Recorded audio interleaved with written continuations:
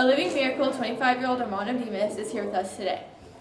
We have the privilege of asking him a few questions and hearing his amazing story. Armando can't talk, so I'll be asking him yes or no questions, and he will answer them by blinks. 1 blink means yes, and 2 blinks means no. All right, let's get started. Were you scared when you first realized you couldn't move anything below your jaw? Were you scared when you first realized you couldn't move anything below your jaw? Okay, next question. Will you be able to walk again? You were shot in the neck while walking home. The bullet punctured your spinal cord, leaving you paralyzed. Your case was one of the most rare doctors had ever seen. Doctors were weren't optimistic about your chances of surviving, yet when they asked you if you wanted to live, you blinked yes. Was there ever a moment you hesitated before responding to that particular question? You're a living miracle in the medical world. Do you feel like you contributed to the expansion of doctors' horizons, as well as taught them lessons as a result of the challenges you faced, and how they had to adapt to your condition and discover efficient ways to help you recover? At times when your physical therapy was tough and nurses were overbearing, did you ever feel like you had had enough, that maybe being paralyzed wasn't a life worth living?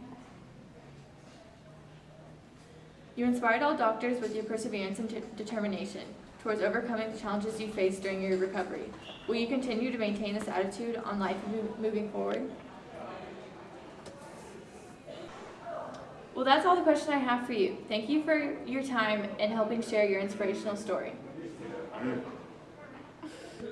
Also here today to share a story with us is 15-year-old Patrick Dismuke and his mother, Aurea Dismuke. Ms. Dismuke, can you tell us about your son's condition? Patrick was born with Hirschsprung's disease, a disorder of the digestive tract. After years of surgery to cut out parts of his intestine, he was left unable to digest food. His case is very severe. We take it day by day. There is never a moment where Patrick's life isn't hanging on by a thread.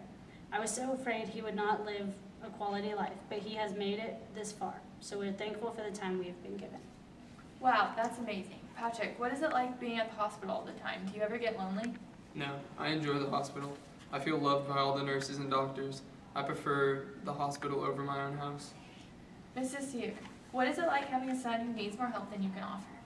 It's so tough. When we decided what Patrick was really up to, I was heartbroken.